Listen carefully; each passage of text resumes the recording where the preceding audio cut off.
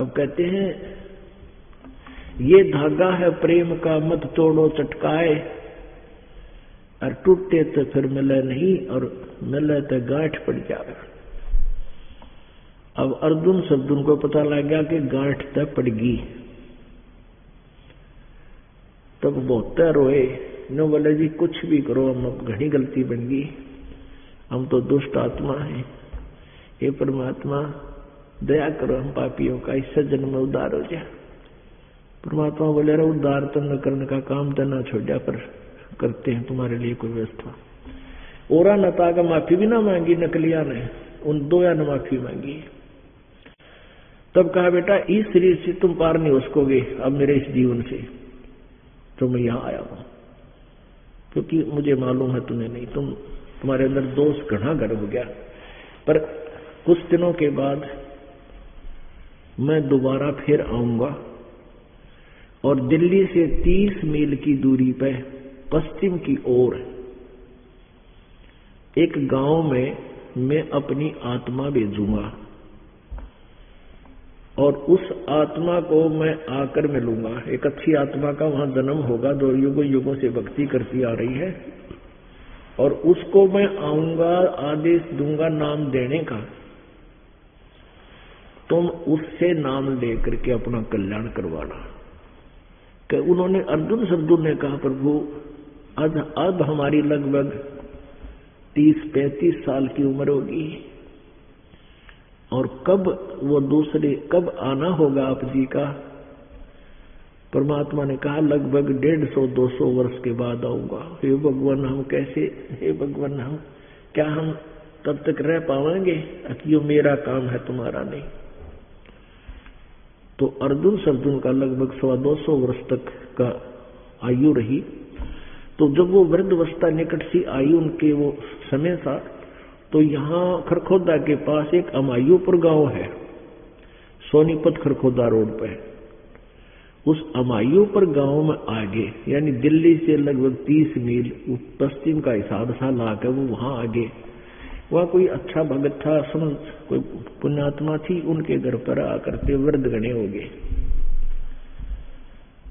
तो एक दिन स्वप्न में अर्जुन को दिखाई दिया कि वे सतगुरु आए हैं, और वहां कोई छुड़ानी गांव में वो हंस आए हुए हैं उस परमात्मा के, उनको कबीर जी आकर मिल चुके हैं और मुझे कहा है कि तुम वहां जाओ और अपना कल्याण करा लो। अर्जुन को भी ऐसे दिखे स्वप्न में और अर्जुन को भी ऐसे दिखे। दोनों ने सुबह उठते अपना अपना वो स्वप्न बताया। बात पक्की होगी कि वे भगवान आ लिए। तो जिसके वहां रहा करते थे उससे पूछा कि भाई छुड़ानी गांव है कोई आसपास? उसको पता नहीं था, क्योंकि पहले कन्वेंस इतनी थी कोई ना, और वहां से लगभग 70-80 किलोमीटर हमायूपुर से सांपला, 50-60 किलोमीटर तो होगा ही होगा। वहां से खरखोदा से सांपला, सांपला से फिर जज्जर की रोड की साइड में बहादुरगढ़ के आसपास आगे चल के। तो उसने अता पता करके इधर उधर से किसी से पूछा तो पता लगा कि छुड़ानी गांव है ऐसे ऐसे। तो उन्होंने उस जिसके वहां रहा करते थे, वो 5-4 वर्ष से वहां आए थे, उससे कहा भगत आपने हमारी बहुत सेवा की है, एक रजा और कर दो, हमें छुड़ानी गांव में भिजवा दे, फिर तेरा काम पूरा हो गया भक्त। अब उसने रेडू अपना रेडू जोड़ा। रेडू होता है एक तांगे के साथ, आम आदमी को नहीं पता, लेकिन हम किसान परिवार में जन्म था होने के कारण रेडू होता है एक छोटी बैलगाड़ी। उसमें व्यवस्था की, उनको वहां से लेकर वहां पहुंचे और वहां जाकर के पूछा गरीबदास जी का घर कौन सा है, क्योंकि गरीबदास नाम है उनका बताया था। तब गरीबदास जी ने कहा भी ठीक है, परमात्मा का आदेश है, तुम उपदेश ले लो। दोनों ने उपदेश लिया और कहा हम तो भगवान भी यही रहेंगे गुरुजी आपकी शरण में, और आप दया करो हमारा पीछा छूट जाए। तब अर्जुन और सरजुन वहां 5-6 महीने रहे, 1.5 साल जैसा उनका जीवन मालिक की दया से, और अपनी वो भक्ति की, तब उनका छुटकारा हुआ। चंडाली के चौक में सतगुरु बैठे जाए, 64 लाख का मेल था, दोरे सतगुरु पाए। अर्जुन शब्द ठहरे सतगुरु की प्रतीत, सतगुरु यहाँ ना बैठियो ये द्वारा है नीच, ऊंच नीच में हम रहेंगे हाड शाम की दे। अर्जुन शब्द समझियो तुम करियो सबल स्नेह। अब इस प्रकार मालिक ने उनका उद्धार किया। और वो 64 लाख जो गुरुद्रोही हो गए वो तो गए कहां तक। गुरुद्रोही हुआ था कमाल नाम का वो लड़का जो मुर्दा किया था जिंदा, उसकी तो फिर बहुत दुर्गति हुई। और बाकी जो आप और हम आज जो परमात्मा के चरणों में आ रहे हैं, आप वही हो जो काशी में बिदके थे। अब कोई मध्य प्रदेश में पटक रखा काल में, कोई उड़ीसा में, कोई बिहार में है, और कोई राजस्थान में, और कोई पंजाब में, कोई हिमाचल में। अब परमात्मा है कितने दयालु हैं दाता। अब क्या करते हैं मालिक, जैसे कोयल होती है, कोयल अपने अंडे अलग से नहीं उत्पन्न करती, कोई घोंसला बनाकर अलग से व्यवस्था नहीं करती, क्योंकि वो काग उसके अंडों को खा जाते हैं। तो वो क्या करती है कि जब मादा कौवी ने कहीं अंडे दे रखे हों, अंडे उत्पन्न कर रखे हों, तो वो भी कोयल जो है उसके जब वो कभी बाहर गई हुई हो, मादा कभी अपना कोई चुग्गा आहार करने के लिए, पीछे से उस मादा कौवे के उस आलने में, घोंसले में अपने अंडे उत्पन्न कर देती है। पहले 2 उसके होते हैं कौवे के, 2 कोयल के, पर वह पहचान नहीं पाती कौवी। तो आकर के वो मादा कौवा उन चारों को ही से लेता है, उन चारों को ही परिपक्व कर देता है, चारों में बच्चे निकाल देता है। फिर वो बच्चे उड़ना सीखते हैं। कोयल दूर बैठी देखती रहती है। जब वो बच्चे उड़ने लायक हो जाते हैं, दूर बैठकर वृक्ष पर अपनी बोली बोलती है, कुहू कुहू कुहू करती है। अब कोयल वाले बच्चे फड़क कर देखते हैं, क्योंकि उस बोली को वही परख लेते हैं, उन्हीं को कसक है उस बोली की। और वो दोनों के दोनों उड़कर उस आवाज की तरफ चल पड़ते हैं। वहां से वो कोयल फिर आगे चल पड़ती है, कुहू कुहू करती हुई दूर निकल जाती है, और वो बच्चे उस आवाज पर आकर्षित होकर उसके साथ साथ दूर चले जाते हैं। वो कौवी उसके पीछे भागती है, मेरे बच्चे गए, मेरे बच्चे गए। वो तो चले जाते हैं दूर, तो वापस आ जाती है, कहीं पीछे वालों को कोई खतरा ना हो जा, गए सो गए। तो पुण्यात्माओं, परमात्मा ने आप जी को ऐसे उत्पन्न कर रखा, काल के लोगों में ही, काल के पुजारियों के घरों में ही आप जी को उत्पन्न कर रखा था। पहले तो आप उस कौवे के बच्चों की तरह ही सब चाल चल रहे थे। अब आप जी ने ये कोयल की बोली पकड़ ली, परमात्मा की वाणी को पहचान लिया, और इस पुस्तक के माध्यम से भक्ति सौदागर को संदेश या ज्ञान गंगा ये एक ही है, और टीवी चैनलों के माध्यम से आप जी ने यह वाणी कुहू कुहू की आवाज आपके हृदय में घर कर गई। इसको सुनकर आप यहाँ उड़ आए, यहाँ पर आ गए। अब आप परमात्मा के बच्चे हो गए। तो ऐसे ही इस परमात्मा ने अपनी प्यारी आत्माओं को पार करने के लिए कितनी व्यवस्था करनी पड़ती है। अब क्या बताते हैं, जो जन मेरी शरण है ताका हूं मैं दास, गेल गेल लाग्या फेरूं जब तक धरती आकाश। साधों से ती मस्करी ये चोरा नाल खुशाले, मल अखाड़ा जीतेंगे ये युगन युगन के माल। ओए होए, कहते ही ज्ञानहीन प्राणी संत भक्तों के साथ तो बकवाद करते हैं, और उन नकली गुरुओं के चेले बने बैठे उन तराजी खुशहाल बैठेगा, पूरा गुरु मिल गया हमने, जिन्हें कहेगा बिना मेरा। और कहते हैं ये तो मन अखाड़ा जीतेंगे युगन युगन के माल, आप हो वो युगन युगन के माल। आज तो 600 वर्ष पहले मालिक आए, जब आपने खूब खुराक खिलागे, आपको पहलवान बनाएंगे इस भक्ति का। अब वही आपकी बैटरी चार्ज हुई 600 वर्ष पहले आप जी 64 लाख तो मालिक के चरणों में थे, वो तो इब आवेंगे पार भी होंगे इब के। इसके अतिरिक्त और भी बहुतों को अच्छी आत्माएं और भी बहुत है जो तड़प रही है परमात्मा के लिए, फंसी बैठी है नकली संतों के पास, और वो आगे तो और शीघ्र ग्रहण करेंगी वो भी, क्योंकि सबने भगवान चाहिए। तो आप जी का तो नंबर पक्का है, कजर सच्चे दिल तक आखिरी सांस तक भक्ति करते रहे, लगे रहे। द्वार धनी के पड़ा रहे और धक्के धनी के खावे, 100 काल झकझोल ही पर द्वार छोड़ नहीं जावे। ये फार्मूला पर उनका। छोटी मोटी आपदाएं भी आप पर आती नजर आवे तो भगवान के स्थान को नहीं छोड़े, इस नाम न नहीं छोड़े, चाहे कितने झटके पटके काल के लगते दिखे। देखो जो मजबूत वृक्ष होते हैं, पेड़ होते हैं बाग के, कितनी आंधी चालानियों को धरती में पटक पटक कर मारती पर टूटते नहीं। अब पीछे इस दास के साथ यही हुआ था। इन झूठे नकली आचार्यों ने जनता को भ्रमित किया और सरकार को भ्रमित करके ऐसा तूफान छोड़ दिया कि ये सब नष्ट हो जाएंगे। लेकिन इतने मजबूत पेड़ बना दिए थे, अपने बच्चों को इतना ज्ञान दे रखा था उस दास ने, एक भी नहीं टूटा, टस से मस नहीं हुए, उससे ज्यादा उभर के आए हैं परमात्मा के बच्चे।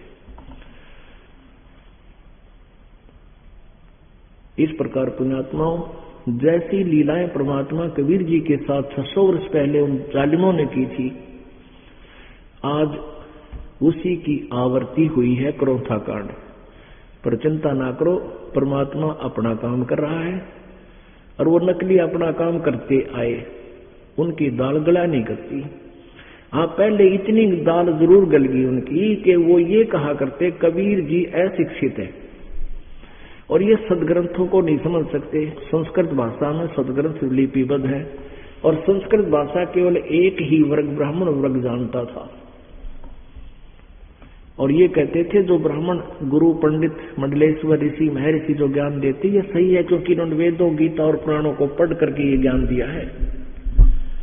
आज वही वेद, पवित्र श्रीमद् भगवत गीता, पवित्र पुराण आज परमात्मा की 600 वर्ष बोली उस अमृतवाणी का समर्थन दे रहे हैं। तो अब आप आसानी से परमात्मा को पहचान पाओगे। एक रामानंद नाम का बड़े महापुरुष थे, ऋषि थे, चारों वेदों और गीता जी के बड़े विद्वान माने जाते थे। उन्होंने 1400 ऋषि शिष्य बना रखे थे, 1400 ऋषि, और वो उनके द्वारा जैसा भी महर्षि रामानंद जी ने जैसा भी निष्कर्ष वेदों गीता पुराणों का निकाला था, उसी ज्ञान को, उस खचड़े ज्ञान को वो 1400 ऋषि प्रचार किया करते थे। फिर कबीर परमात्मा जी उनसे मिले, उनको यथार्थ ज्ञान से परिचित कराया, फिर परमात्मा को पहचाना। उसके बाद रामानंद जी ने 84 शिष्य और किए थे, 1484 शिष्य हो गए थे, कबीर जी समेत, रविदास जी समेत। और फिर बाद में रविदास जी ने परमेश्वर कबीर जी से उपदेश ले लिया था जब ज्ञान सही हो गया था। एक समय की बात है कि रामानंद जी ने 1400 जो शिष्य बना रखे थे ऋषि ब्राह्मण, उनमें से एक व्यक्ति, एक ऋषि कहीं अपने उनके क्षेत्र बांट रखे थे, वहां सत्संग कर रहा था, प्रवचन कर रहा था। और महर्षि रामानंद जी पंडित वर्ण में थे, पंडित जाति से थे, और वो छुआछात बहुत ज्यादा थी। उसमें छुआछात इतनी थी कि शूद्र को पंडित निकट भी नहीं आने देते थे। कपड़े भी नहीं छूने देते थे, चरण भी नहीं छूने देते थे। तो रामानंद जी, महर्षि रामानंद जी ने अपने शिष्यों को 14 से ऋषियों को अलग अलग विभाग बांट रखे थे। उसमें परमात्मा कबीर जी 5 वर्ष के थे और रामानंद जी 104 वर्ष के थे। इतनी आयु में अंतर था। तो वो एक संत, एक ऋषि जो रामानंद जी का शिष्य था, रामानंद जी वैष्णव साधु थे, विष्णु जी को इष्ट रूप में मानते थे। तो विष्णु जी को सुप्रीम पावर बताते थे, अजर अमर बताते थे, इनका कोई माता पिता नहीं, ऐसा कहते थे। ये ज्ञान था उनका। एक विवेकानंद नाम के ऋषि रामानंद जी के शिष्य अपने क्षेत्र में सत्संग कर रहे थे, प्रवचन कर रहे थे। और परमात्मा कबीर जी 5 वर्ष की आयु में श्री लीला कर रहे थे। उसके सत्संग में जा बैठे, वहां सैकड़ों श्रोता थे। श्री विवेकानंद जी क्या कह रहे थे कि श्री विष्णु जी सर्वेश्वर हैं, महेश्वर हैं, ये सारी सृष्टि के रचनहार हैं, ये तीनों रूप बनाकर ब्रह्मा रूप बनाकर सृष्टि करते हैं, विष्णु रूप बनाकर पालन करते हैं, शिव रूप बनाकर संहार करते हैं, कि कोई माता पिता नहीं, सर्वेश्वर है। रजगुण ब्रह्मा जी, सतगुण विष्णु जी, तमगुण शिव जी, ये यही लीला करते स्वयं ही, इनके कोई माता पिता नहीं। जब सत्संग उन्होंने कर लिया तो परमेश्वर कबीर 5 वर्ष के बालक खड़े हुए, कहा स्वामी जी मेरी एक शंका है, आपसे समाधान की इच्छा है। स्वामी जी ने कहा, यानी विवेकानंद जी ने कहा कि बोलो बच्चा, क्या समाधान है, क्या शंका है? कि आप जी ने बताया कि ब्रह्मा विष्णु महेश अजर अमर हैं। नहीं, ब्रह्मा विष्णु महेश तो नाशवान है, इनकी जन्म और मृत्यु होती है। एक ब्राह्मण देवी पुराण की कथा कर रहा था, तीसरे सेकंड में वो पढ़ रहा था, मैंने सुना, और आप भी निकाल कर देखिएगा। और विवेकानंद जी की लाल आंखें हो गई। अरे क्या बोल रहा तू बालक, कमबख्त, तूने ये क्या कहा? अब देखिए स्वामी जी, नाराज ना हो। जब देवी भागवत देखा, पढ़ा उसने गुप्त रूप से, तुरंत साथ रखते थे वो, तो एक गधे का बोझ रखा करते नो बैलों को ऊपर रख कर। ये है श्रीमद देवी भागवत, यानी देवी पुराण। संपादक हनुमान प्रसाद पोदार, चिमनलाल गोस्वामी।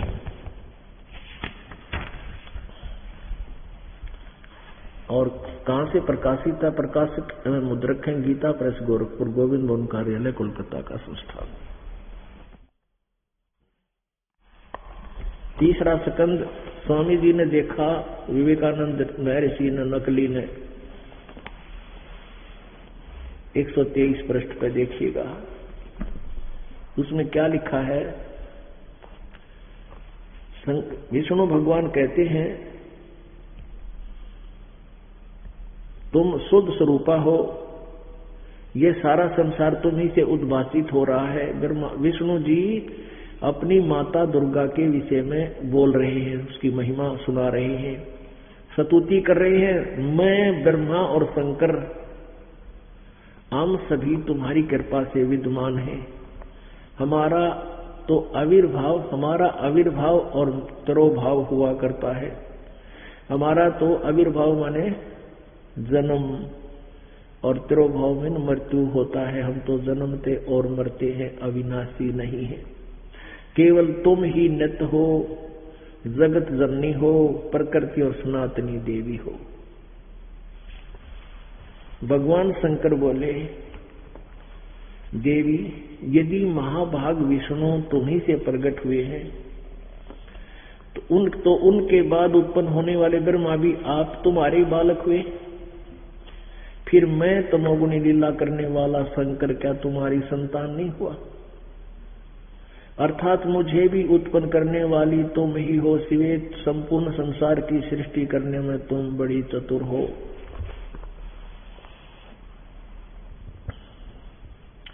इस संसार की सृष्टि स्थिति और संहार में तुम्हारे गुण सदा समर्थ है। उन्हीं तीनों गुणों से उत्पन्न हम ब्रह्मा विष्णु एवं शंकर अर्थात रजगुण ब्रह्मा जी, सतगुण विष्णु जी एवं तमोगुण शंकर जी नियमानुसार कार्य में तत्पर रहते हैं। अपने आत्मा उस नकली ऋषि जो रामानंद जी के शिष्य थे, वो नकली महर्षि विवेकानंद ने पढ़ लिया और देख लिया और कहता है कि कहीं नहीं लिखा ऐसा, ये झूठ बोलता है। देखो रे, ये दुल्हाए का बेटा। उन्होंने पूछा कि ये कौन है, तो सभी श्रोताओं ने बताया ये धानक दुल्हाए का लड़का है, नीरू का। और यह तो जी जहां भी जाता है वहां ऐसे ही चर्चाएं करता है। इसकी तो आदत बन रही है लोगों को संतों के साथ छेड़छाड़ करने की। तू कहने लगा रे, तू कोई अक्षर पढ़ा है कहीं? क्या तूने कोई गुरु बना रखा है? तू कैसे समझ सकता है इन पुराणों को? ये झूठ बोल रहा है, ये कपटी है। तेरी क्या जाति है, कौन है? उसको पता लग गया कि जुल्हाए का लड़का है। तूने कोई गुरु बना रखा है? परमात्मा ने कहा मैंने गुरु धारण किया है। कौन है तेरा गुरु? के जो तेरा गुरु जी वही मेरा गुरु जी। अब वो बेदक गया। अरे देखो क्या कहता है, मेरे गुरु जी पता कौन है? श्री श्री 1008 महर्षि रामानंद जी पंडित। वो तो तुम्हारे जैसे शूद्रों को निकट भी नहीं आने देता। देखो रे लोगों, देखो रे जनता, देखो रे श्रोत भक्तों, कितना झूठा कपटी है। इसकी बात सच्ची हो सकती है? अनपढ़ है, शिक्षित, इसको क्या पता सदग्रंथों के बारे में। कबीर साहब ने कही, जानबूझ साची तजे करे झूठ तने, अर्ता की संगत है प्रभु सपने में भी ना दे। परमात्मा बोले जानबूझ के साची तजे अरे करे झूठ तने, कहते तेरे जैसे के दर्शन था वो भी ना करने चाहिए। कबीर जी उठ कर चल पड़े। तो रामानंद के शिष्य ने उत्तर तो देना आया नहीं क्योंकि वो फेल हो गया। तो अपने चेलों से कहा कि कल आना तुम गुरु जी के पास, इसको लाएंगे पकड़ कर, देखना कल इसकी क्या हालत होगी। अब पुण्यात्माओं, अब रामानंद जी के उससे विवेकानंद जी शाम के समय ही पहुंच गया रामानंद जी के पास और कहा गुरु जी आप हमारी तो नाक काट ली एक धानक के बेटे ने। नीरू जुल्हाए के पुत्र ने हमारी नाक काट दी भगवान। वो कहता मैंने रामानंद जी से नाम ले रखा है, स्वामी जी से, वो धानक का बेटा। हम तो मुंह दिखाने लायक नहीं रहे, स्वामी जी कुछ इसका प्रबंध करो, इसका कोई इलाज करो, नहीं तो जनता हमसे बहुत नफरत करेगी, सबसे दूर हो जाएंगे, ब्राह्मण लोग हमें क्या धिक्कारेंगे। रामानंद जी ने सोचा भाई ठीक है, झूठा है वो तो, मैंने कभी नाम दिया ही नहीं। तो रामानंद जी ने कहा कि कल सुबह लाना उसको पकड़ के। ले गया 10 मस्टंडे। विवेकानंद सुबह सुबह 8-10 व्यक्तियों को लेकर पहुंचा वहां कबीर जी के नीरू की झोपड़ी की तरफ। तो वहां पूछ रहे थे कि नीरू का मकान कहाँ है। आंखें लाल, सबकी गुस्से में बोल रहे थे। एक भक्त ने और एक माई ने जाके बताया कि तुम्हारा किसी से झगड़ा हो गया क्या? वो नीरू कहने लगी नहीं तो, कि 9-10 दिन वो आ रहे पंडित और हाथों में लठ ले रखे, आपका घर पूछ रहे। नीरू समझ गई कि कबीर जरूर किता ही न छेड़का है किसी ने। कबीर जी छेड़का आए हैं और पहले भी कई उलाने आ लिए थे इन ब्राह्मणों के कि अपने बेटे न मना कर ले, ये हमारी उस कथाओं को जाकर भंग करता है, ऊट पटांग प्रश्न करता है, हमारी भावनाओं को ठेस पहुंचाता है। माई ने सोचा ये आज फिर छेड़ा यार, आज तो घने उग्र रूप धारण करके आ रहे हैं। कबीर जी को उठाया, सुता के उठ बेटा, तूने किसको क्या कह दिया? तू मत छेड़ा कर इन्हें, ये तेरे को मार देंगे बेटा, और मैं फिर कैसे जीवित रहूंगी। परमात्मा कहते मां ये नकली लोग हैं, झूठे कपटी, ये गुमराह कर रहे सारी जनता ने, ये सब मेरे बच्चे हैं और मैं साथी को ये मैंने झूठा बताऊं है। माई ने बड़ी तरह ऐसा मारूंगी थप्पड़, दादा बढ़ गया, तेरे बच्चे हैं सारे, चल तू खड़ा हुआ ऐसे। और वो आ रहे हैं और तू बोलिए ना बेटा, झोपड़ी के पीछे ले जाकर लेटा दिया, ऊपर पुराने कपड़े गुदड़गा बाढ़ डाल दिया, तो बोलिए ना बेटा चाहे कुछ भी कहे हुए। अब अच्छा माता जी, अब वो आगे इतना में उलट लेके वो कहने लगे कहाँ वो तेरा कबीर है। वो माई ने पूछा जी क्या बात होगी, क्या गलती कर दी मेरे बेटे ने, मैं धमका दूंगी, मैं पीटूंगी इसको, डंडे मारूंगी, मुझे बता दो। नहीं, आज हम ही मारेंगे इसको। झोपड़ी में बढ़ गए जबरदस्ती। वो तो खड़ा बाहर गेट पे, अब जो मस्टंडे ले गया था उन्हें पकड़ पकड़ कर सारे उस झोपड़ी के कुटिया के वस्त्र पटक दिए इधर उधर खोज करने के लिए, कहीं नीचे ना दाव रखा हो या छुप ना रहा हो। चारपाई थी उलट पुलट कर दी। कहाँ तेरा बेटा, सच्ची बताओ नहीं तो मैं मारेंगे। अब परमात्मा ने सोचा ये मेरी मुंह बोली माता को दुखी करेंगे। खड़े होकर बाहर निकल के गुदड़गा हटाकर ऊपर थे और पीछे खड़े हो गए, कहने लगे ओए विवेकानंद आजा, झोपड़ी के पीछे खड़ा हूं मैं। अब उन्होंने आवाज सुनी, भागकर बाहर गए सारे, पकड़ जाए परमात्मा ने। अब उस माई ने कोशिश की अपने बच्चे को छुटवाऊं, लिपट गई उनके चपट गई कतीर, उन्होंने मुक्के मार मार के मुंह पर लागो चाहे कितना लागो, लठ मारे उस माई का, काफी दूर तक घिसटती चली गई अपने बच्चे को छुड़वाने के लिए। बेहोश होगी वो, वहां पटक दी ठाक। नीरू को पता लगा, वो भाग गया, आया दौड़ा, वो उसने भी बच्चे को छुड़वाने की चेष्टा की, उसका भी कई लठ मार दी, वो भी गिर गया वहीं पर।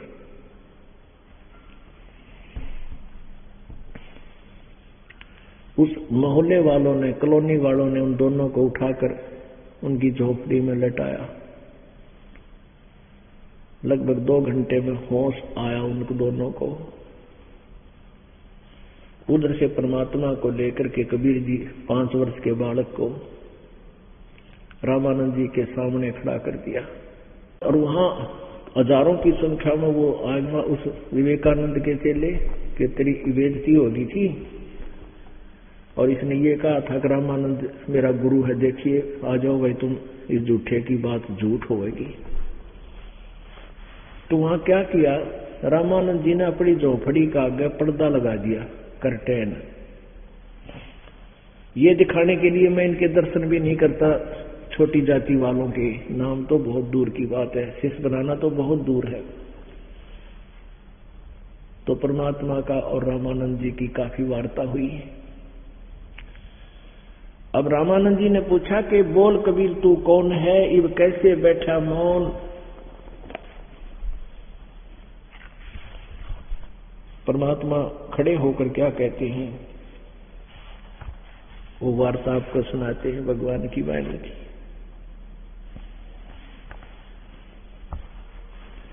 आडा पड़दा लाए करे रामानंद बूजंते, दास गरीब कुलंखरी छवि उदर ढाक कूदंत। आडा पर्दा लाके झोपड़ी का आगे पर्दा लाके अंदर खड़ा है झोपड़ी में, बाहर कबीर जी खड़े हैं 5 वर्ष के बालक रूप में। और इतना गुस्सा हो रहा है, नो कहते हैं वो पैर पटक रहा है गुस्से में अंदर। क्या प्रश्न करता है, कौन जात कुल पंथ है, कौन तुम्हारा नाम है, दास गरीब आधीन गति फिर बोलत है बलि जाऊं मैं। अब रामानंद जी पूछते हैं तू कौन, तेरी जात है, तेरी भक्ति का कौन सा पंथ है, कौन जात कुल पंथ है और कौन तुम्हारा नाम है, दास गरीब आधीन गति फिर बोलत है बलि जाऊं मैं। गरीबदास जी कह रहे हैं कि जैसे गुरु और शिष्य का नाता निभाते हुए गुरु जी गुस्से हो रहे हैं, अच्छी बुंडी कह रहे हैं और परमात्मा करबद्ध होकर के ऐसे खड़े हैं और विनम्र भाव से कहते हैं, जात हमारी जगत गुरु परमेश्वर पद पंथे, दास गरीब लिखत पड़े मेरा नाम निरंजन कंठ। परमात्मा बोले मेरी जाति पूछता है तो मैं जगत गुरु हूं, पूरे विश्व को सत्ज्ञान मैं ही देने आया हुआ। और मेरा कौन सा पंथ है, मेरा कौन सा मार्ग है भक्ति का? परमेश्वर पंथ है। ईश्वर परमेश्वर। ईश तो ये ब्रह्म है, 21 ब्रह्मांड का स्वामी। इसको सरपुरुष भी कहते हैं, सरपुरुष। और ईश्वर है ये ईश से श्रेष्ठ है, जो वो अक्षर पुरुष है, सातसंग ब्रह्मांड का स्वामी, जिसको परब्रह्म भी कहते हैं।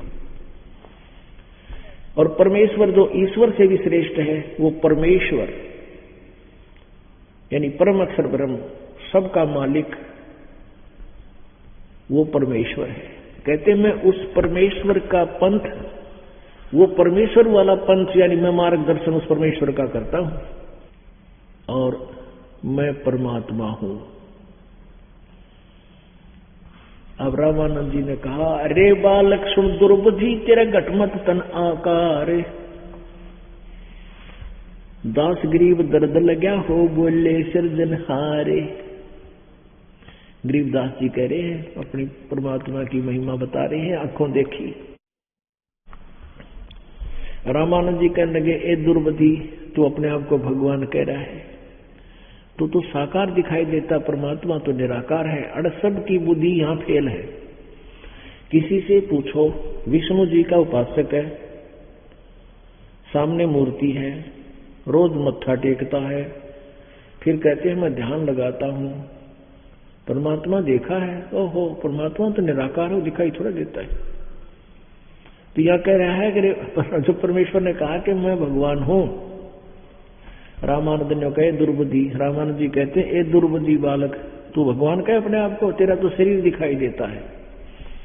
अर्थात वो कहते भगवान निराकार है। और कहते रामानंद जी को बड़ा दुख हुआ जब परमेश्वर ने अपने आप को परमेश्वर सृजनहार कह दिया। रे बालक सुन दुर्बुद्धि घटमट तन आकार, दास गरीब दर्द लग्या हो बोले सृजनहारे। और कितनी गालियां दे दी, तुम मोमन के पालवा, तेरा एक जुल्हे का गर्बास, और दास गरीब अज्ञान गति एता दृढ़ विश्वास, मान बढ़ाई छोड़कर बोलो बालक बैन, दास गरीब अधमुखी एता तुम गुट फैल। तर्क तलु से बोलते रामानंद सुरज्ञान, दास गरीब कुजात है ये आखिर नीच निदान। अब क्या बताते हैं? रामानंद जी गालियां दे रहा है कि ये कुजात है, कुजात है यानी ना इसकी मां का बेरा ना बाप का। अरे वो अपने आप को भगवान कहता है। अब परमात्मा क्या बोले? मैं के बदन खुलास कर सुन स्वामी परवीन, दास गरीब मनी मरे मैं आज आधीन। ए स्वामी सृष्टा में और सृष्टि हमारे तीर, दास गरीब अधर बसो मैं अवगत सत्य कबीर।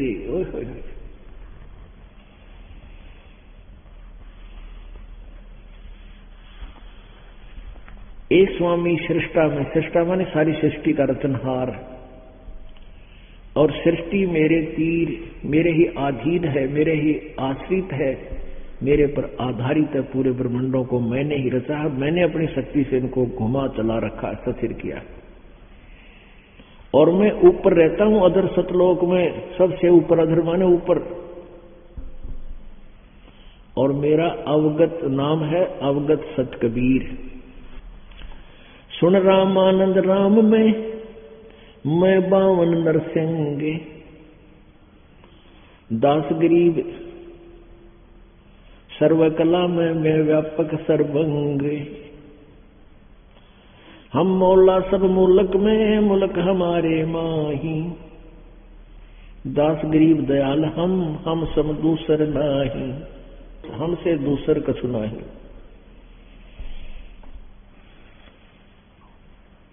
मैं रोवत हूँ सृष्टि को, सृष्टि रोह मोए। गरीबदास इस विजोग को समझ न सकता कोई।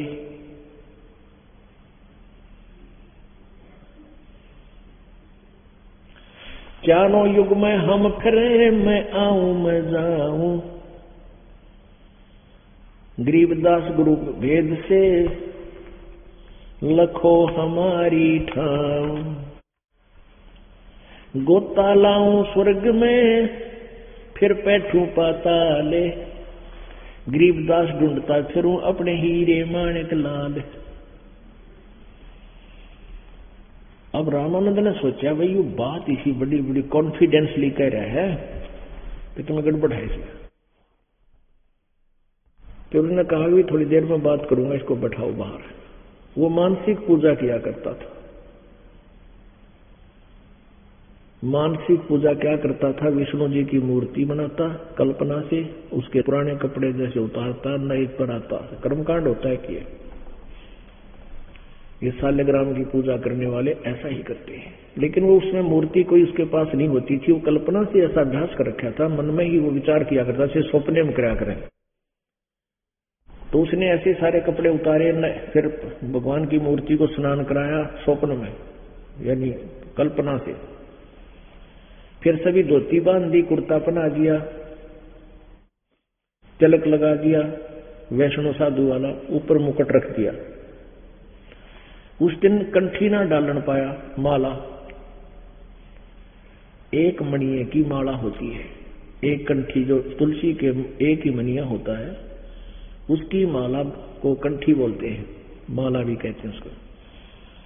और वो भी डालनी जरूरी होती है क्योंकि वैष्णो साधु की पहचान होती है भगत की, और विष्णु जी के वो होना जरूरी। अब इस कर्मकांड के अंदर एक नियम है कि जिस दिन मुकुट रख दिया उस दिन मुकुट नहीं उतार सकते, और कंठी ना डाली तो अधूरी पूजा, और मुकुट तार दे तो पूजा खंडित। अब उसने सोचा कि माला रहेगी, कंठी डालना भूल गया उस दिन, माला डालनी भूल गया। तो सोचा रामानंद जी ने मुकुट उतार नहीं सकता, मुकुट के ऊपर से माला डालने की चेष्टा की जैसे स्वप्न में होया करे। अब वो माला मुकुट में फंस गई, आगे नहीं आ पाई। रामानंद जी बहुत चिंतित हुए, माला वो हाथ में लिए खड़े हैं और कहते हैं भगवान आज मेरा कौन सा दुर्दिन आ गया। आज जीवन में पहली बार मेरी पूजा खंडित हुई है, मैं कितना पापी हूं। रामानंद जी को दुखी देखकर परमात्मा अंतर्यामी है, आगे पर्दा लगा है, कोई मूर्ति नहीं, कल्पना स्वप्न की तरह। बाहर से परमात्मा 5 वर्ष के बालक ने आवाज लगाई कि स्वामी जी इस माला की गांठ खोल ले, इस कंठी की गुंडी खोल कर और फिर गले में बांध दे उल्टिए। मुकुट उतारना नहीं पड़ेगा, तेरी पूजा खंडित आपकी नहीं होगी। अब कहते हैं गांव का ज्ञान का तो एक चमका ऐसा लग गया करे। इतने में समझ गया भाई यो आदमी को ना, यो बालक को नहीं, ये तो कोई फरिश्ता देव आ रहा है। वो कित के मुकुट डाला था, कित के वो कंठी पर आवा था, वो फेंक दिया आडा जो पर्दा ला रखा था झोपड़ी का एक तरफ फेंक के। पुण्यात्मा इसको ब्राह्मण कहते हैं। ब्राह्मण सो जो ब्रह्म पहचाने, जो भगवान को पहचान ले वो ब्राह्मण है। जो समाज को नहीं देखे कहते लोक लाज मर्यादा जगत की तरण जो तोड़ पगावे। रामानंद जी ने पूरे हजारों की संख्या में ब्राह्मण बैठे थे, श्रोता दृष्टा। यूं ना देखे ब्राह्मण के कहेंगे, और ब्राह्मण होकर शूद्र को सीने से लगा रहा है। उसने अपना जीवन देखा और भगवान देखा, ऐसे उस बालक को सीने से लगा दिया। सीने से लगा तो इतना मुलायम शरीर परमात्मा का, क्योंकि उनका तेज पुंज का शरीर था, रुई जितना मुलायम, किता हाड चाम नहीं। शुक्रम अकायम ऐसनावीरम कबीर मनीषी स्वयंभू परिभू यजुर्वेद अध्याय नंबर 40 के मंत्र नंबर 8 में इसी कबीर परमात्मा की महिमा बहुत ही अच्छी तरह कही गई है। अब रामानंद जी ने कहा हो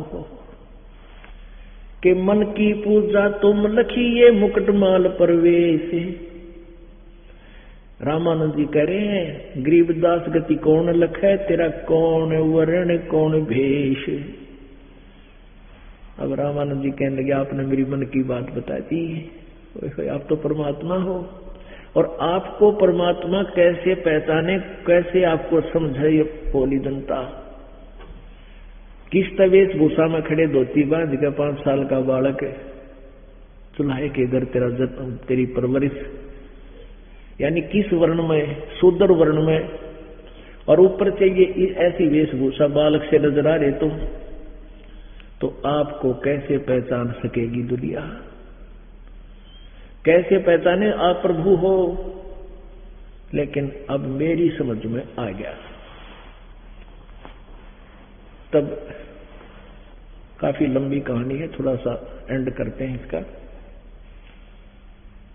फिर रामानंद जी और परमात्मा कबीर जी की फिर ज्ञान चर्चा शुरू होती है। परमेश्वर ने कहा कि स्वामी जी यह अग्रम मग्रम छोड़ दो, अब सत भक्ति कर ले।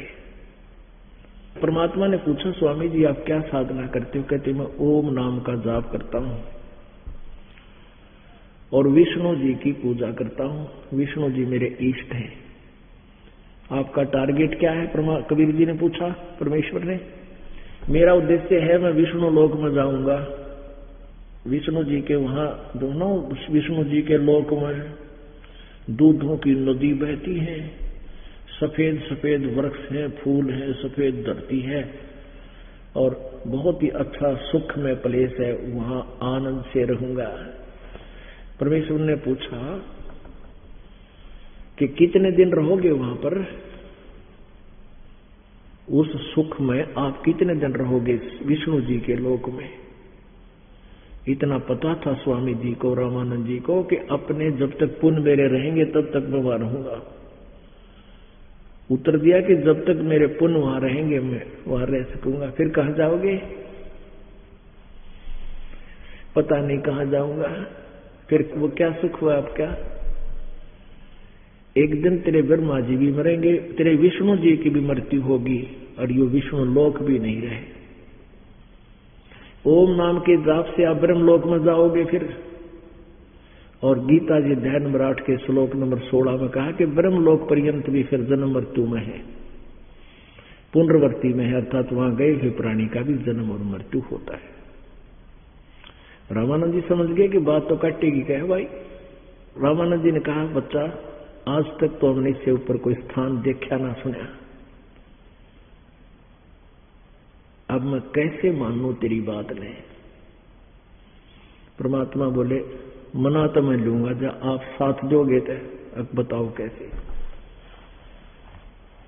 बताने लगे, सृष्टि रचना सुनाई। कहने लगे बेटा मैं क्यों कर मानो, देखे बिना बड़ा पेटा भरा को जा।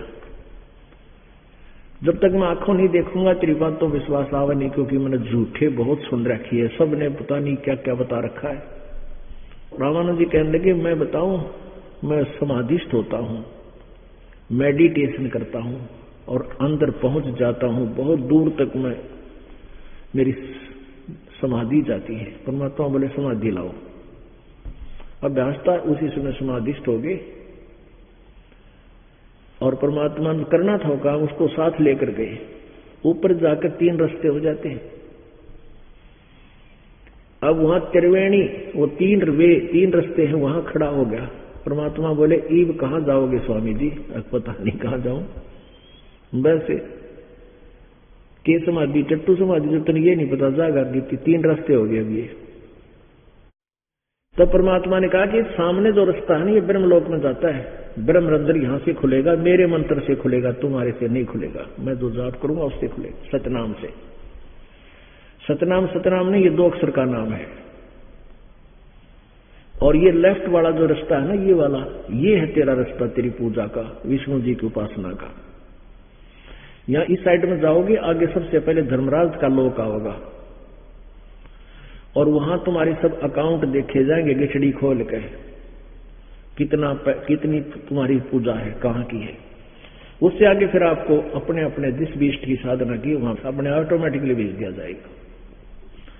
और ये रास्ता ऊपर सतलोक को जाएगा, ब्रह्मलोक पार करके, फिर 21 ब्रह्मंडों को पार करके, फिर परब्रह्म के लोक को पार करके सतलोक जाएंगे। तो परमात्मा ने लीला की, श्वास उस श्वास से सतनाम सुमन किया, एकदम सामने के वो सामने का गेट खुल गया, मध्य वाला। तब रामानंद आत्मा को परमात्मा ऊपर ले गए। वहां जाकर क्या देखा, वहां क्या देखा कि एक दूसरे रूप में परमेश्वर एक तख्त के ऊपर विराजमान है, जो और ऑल कंट्रोलर का सिंहासन है, जो कुल मालिक का वहां जो है गद्दी है, तख्त है। वहां पर इतना तेजों में शरीर है। सतलोक में परमात्मा कबीर परमेश्वर जी का सतपुरुष रूप में करोड़ सूर्य मिला दे, करोड़ चंद्रमा, इतना एक रोमकूप की शोभा है, इससे भी अधिक। तो कबीर जी नीचे से 5 वर्ष के बालक में गए और उस अपने ही दूसरे रूप पर चंवर करने लगे। रामानंद जी ने देखा कि सचमुच ये है परमात्मा, ये परमेश्वर है जो तख्त पर बैठे हैं। सोच, और कबीर जी तो यहाँ के कोई गण होंगे, इतने में वो गद्दी पर बैठे हुए, तख्त पर बैठे हुए परमात्मा खड़े हुए और 5 वर्ष के बालक उस कुल मालिक के सिंहासन पर विराजमान हो गए। और वो तेजों में शरीर जो खड़ा हुआ, वो अपने ही दूसरे स्वरूप कबीर बालक पर चौर करने लगा, सेवा करने लगा नौकर की तरह। रामानंद जी सोच ही रहे थे ये क्या हो रहा है, ये छोटा सा बालक, इसके ऊपर भगवान चौर कर रहा है। इतने में तेजों में शरीर वाला प्रभु, वो परमेश्वर कबीर जी के शरीर में समा, यानी दोनों मिलकर एक हो गए। अकेले कबीर जी उस सिंहासन पर बैठे हैं और रामानंद जी से कहा कि देखो ये सतलोक है, आप यहां रहते थे पहले, यहाँ कभी जन्म मृत्यु नहीं होती, यहाँ कभी वृद्ध अवस्था नहीं होती है। देख लो सब हंस यहाँ पर कितने शान से और सुख से रह रहे हैं। फिर वहीं से मालिक ने दिखाया कि वो तेरा ब्रह्मा का लोक, वो विष्णु का लोक, वो शिव का लोक, वो सितारे से दिखे आते हैं। और वहां की तुलना में तो ऐसा दिखे जैसे गंदा स्थान होता है। रामानंद जी का मन हट गया कि ये तो बहुत बात बिगड़ गई। तब परमात्मा ने कहा कि जाओ नीचे। रामानंद जी की एकदम समाधि वापस आई, सोपन सा देखा करें। सामने देखा 5 वर्ष की आयु का वही बालक जो का तुम सामने बैठे हैं, और इसी रूप में सतलोक में देखे तो क्या कहते हैं,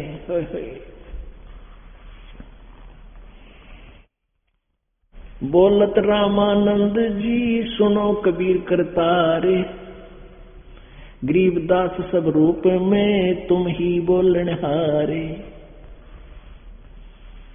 2 ठोड़ है एक तू भया 1 से 2। रामानंद जी कह रहे हैं, गरीबदास जी बता रहे हैं, गरीबदास हम कारणे तुम उतरे हो मगजोए। कोट कोट सिद्धा किए है कोट कोट प्रणामे, गरीबदास अनहद अधर हम पर से तो धाम। सुन बे सुन से तुम परे उर से हमरे तीर, दास गरीब सर्वंग में तुम अवगत पुरुष कबीर।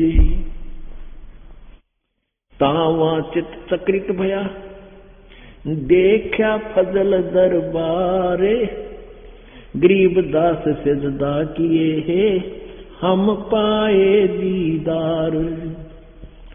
104 वर्ष के वो ऋषि महर्षि 5 वर्ष के बालक धानक दुल्हे को क्या कहते हैं, तुम स्वामी मैं बाल बुद्धि और भरम कर्म किए नासे, गरीब दास निज ब्रह्म तुम मेरा हो गया दृढ़ विश्वास।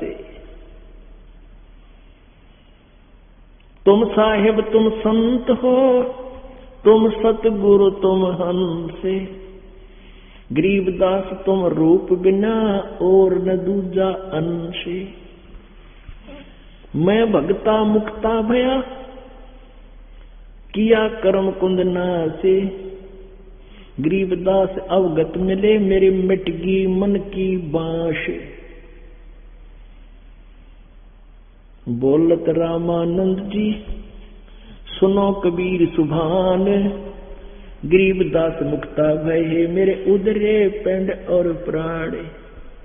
104 साल का वो वृद्ध महर्षि को आवा था, नो कहने लगे मेरा तो बालक के सा ज्ञान है, बालक बुद्धि हूं, और तुम मेरे स्वामी हो, आप मेरे दाता मेरे मालिक हो, मेरे गुरु हो।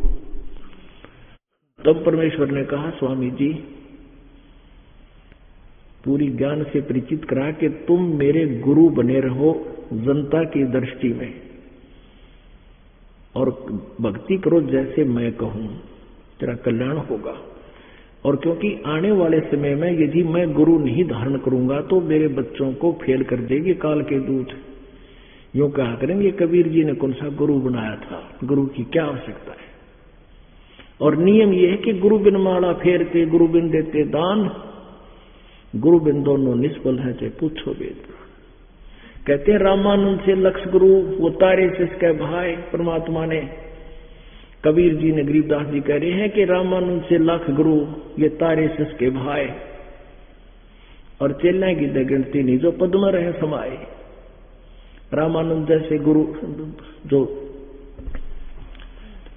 लाखों को उनको शिष्य बनकर उनका उद्धार कर दिया, और शिष्यों की गिनती नहीं जो इस मालिक के चरणों में इस विधि को आखिरी सांस तक अपनाए रखेंगे।